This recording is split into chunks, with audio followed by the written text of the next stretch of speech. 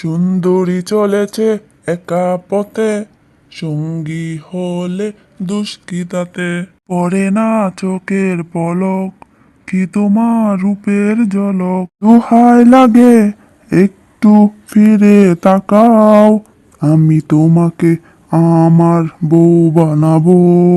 আরে বাগনে, এসব গান টান ছেড়ে বিয়ের ব্যবস্থা কর। এইভাবে আর কতদিন মেয়েদেরকে রাস্তার মধ্যে গান গাইবি? কথাটা মন্দ বলনি মামা, কিন্তু আমার মা তো আমাকে বিয়ে দিতে চায় না।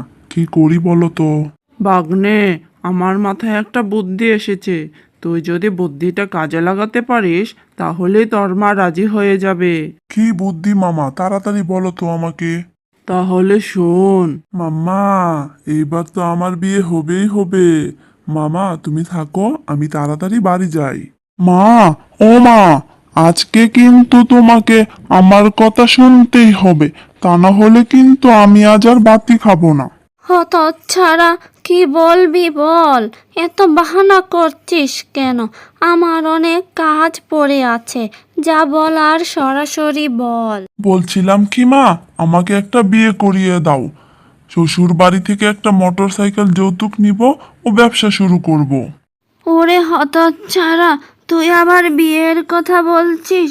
তুই বিয়ে করে বউকে খাওয়াবি কি?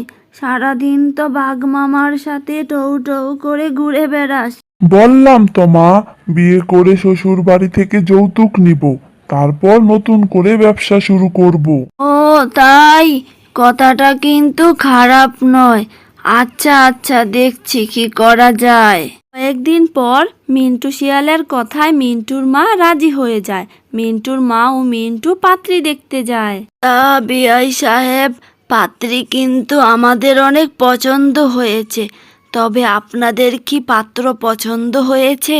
হ্যাঁ বিআইন সাহেব, আপনাদের ছেলেকেও আমাদের অনেক পছন্দ হয়েছে। তাহলে আগামী সপ্তাহে বিয়েটা পাকা করে ফেলি। তা ঠিক আছে, তবে দেনা পাওনাটা যদি সেরে ফেলতেন। হ্যাঁ হ্যাঁ হ্যাঁ বিআইন সাহেব, বলুন আপনারা কি চান। আমার একমাত্র ছেলের বিয়েতে আপনাকে একটা মোটর সাইকেল দিতে হবে।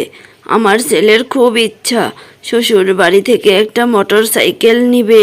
ঠিক আছে বিআইন সাহেব, আমি বিয়ের কিছুদিন পর জামাই বাবাজিকে মোটরসাইকেল কিনে দিব। তারপর বুলারামের মেয়ে গোলাপি ও বুড়ি শিয়ালিনীর একমাত্র ছেলে মিন্টুর সাথে ধুমধাম করে বিয়ে হয়। বিয়ের পর গোলাপির বাবা তার মেয়ের জামাই মিন্টুকে মোটরসাইকেল কিনে দেয়।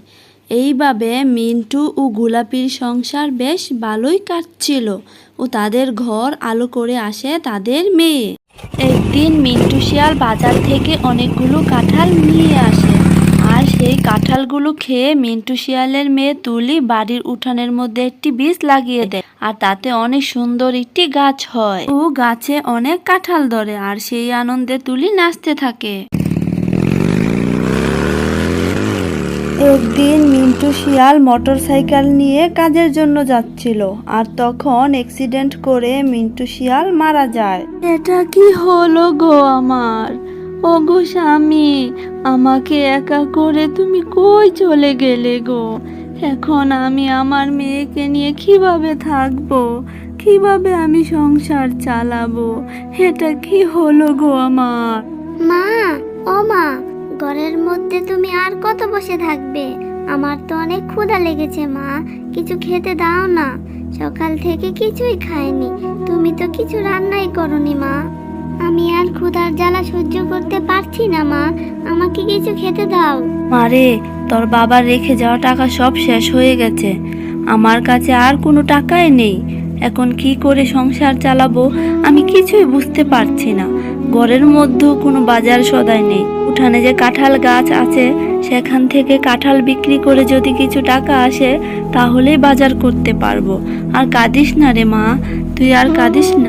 তারপর গোলাপি তার মেয়েকে নিয়ে উঠান থেকে কাঁঠাল পেড়ে বাজারে নিয়ে যায়। কাঁঠাল আছে গো, কাঁঠাল, পাকা পাকা তাজা তাজা কাঁঠাল, আমার গাছের সুস্বাদু কাঁঠাল, কে কে নিবেন চলে আসুন। কি গো গোলাপি, তোমার গাছের কাঁঠাল শুনেছি অনেক মিষ্টি ও খেতে সুস্বাদু, আমাকে একটা কাঁঠাল দাও তো দেখি, তোমাকে টাকা দিয়ে দিচ্ছি। তারপর গোলাপি সবগুলো কাঁঠাল বিক্রি করে বাড়িতে যায়। তুলিমা, খেয়ে নে মা। কতদিন পর তোকে একটু ভালো খেতে দিতে পারলাম। তোর বাবা যদি ওই দিন কাঁঠাল না আনতো, ও তুই যদি কাঁঠালের বীজ না লাগাতি, তাহলে আজ আমি এত টাকা কাঁঠাল বিক্রি করতে পারতাম না রে মা। কি গো, শুনছ? তুমি যে কাঁঠাল এনেছিলে তা খেতে অনেক সুস্বাদু ছিল। শুনেছি ওই কাঁঠাল বিক্রি করে গোলাপি বাবি নাকি অনেক টাকা জমিয়েছে। আসো, আমরা দুজনে ওই গাছ থেকে কাঁঠাল পেড়ে নিয়ে আসি। ওগো, কি বলছো এসব? মিন্টু শিয়াল ভাই মারা যাওয়ার পর থেকে গোলাপি বাবি অনেক কষ্ট করে দিন পার করেছে মেয়েকে নিয়ে। এখন একটু ভালো দিন পার করছে বলে নজর দিও না। আমি তোমাকে আবার কাঁঠাল কিনে দেব। তুমি কিন্তু ভুলেও গোলাপি বাবির গাছ থেকে কাঁঠাল পাড়তে যাবে না। বেশি লোভ করা কিন্তু ভালো নয়। তুলিমা, আমি কাঁঠাল নিয়ে বাজারে যাচ্ছি। তুই কিন্তু বসে কাঁঠাল গাছ পাহারা দিবি, একদম খেলতে যাবি না। ঠিক আছে মা, তুমি বাজারে যাও কাঁঠাল বিক্রি করতে, তাড়াতাড়ি আসবে কিন্তু। তুমি আসলে আমি খেলতে যাব। আরে তুলি, তুমি এখানে বসে বসে কি করছো? ওইদিকে তোমার বন্ধুরা মাঠে খেলাধুলা করছে, ও তোমাকে ডাকছিল। আর তোমার মা কোথায় গেছে? মা তো বাজারে কাঁঠাল নিয়ে গেছে বিক্রি করতে, আর আমাকে বলেছে কাঁঠাল গাছটা পাহারা দিতে। এই জন্যই তো আমি খেলতে যেতে পারিনি। আহারে সোনা মেয়েটা, তুমি খেলতে যাও, আমি তোমাদের কাঁঠাল গাছটা পাহারা দিচ্ছি। এইভাবে দুষ্টু লালু শিয়াল তুলিকে বোকা বানিয়ে খেলতে পাঠিয়ে দেয় এবং ওই সুযোগে গাছ থেকে কাঁঠাল পেড়ে বাড়িতে নিয়ে যায়। হিরে তুলি, তোকে না বলেছিলাম কাঁঠাল গাছটা পাহারা দিতে? এখন দেখছি গাছের মধ্যে কাঁঠাল নেই। গাছ থেকে কাঁঠাল পেড়ে কে নিয়ে গেল?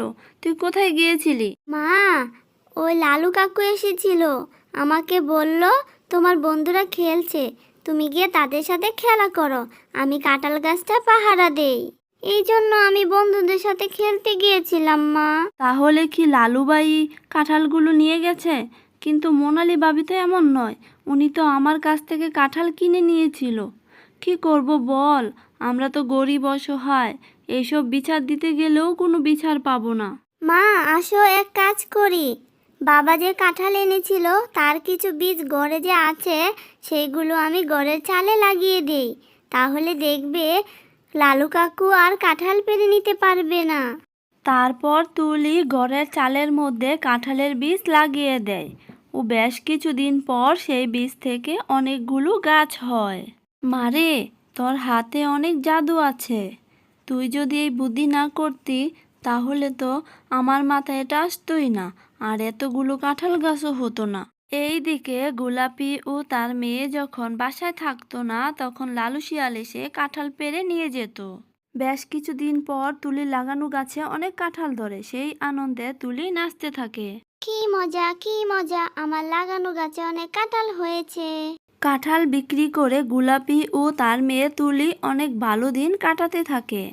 ওইদিকে গোলাপির গাছ থেকে চুরি করা কাঁঠাল খেয়ে লালু শিয়ালের অনেক বড় অসুখ হয়েছে। তোমাকে আগেই বলেছিলাম গোলাপি বাবির গাছের দিকে নজর দিও না।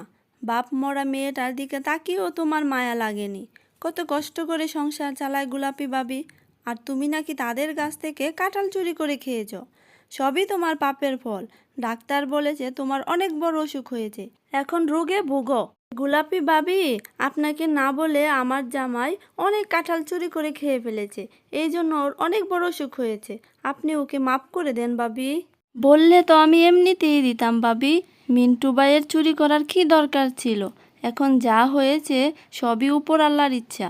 আমি মিন্টু ভাইকে মাফ করে দিলাম। মিন্টু ভাইকে বলেন আল্লাহর কাছে ক্ষমা চেয়ে নিতে।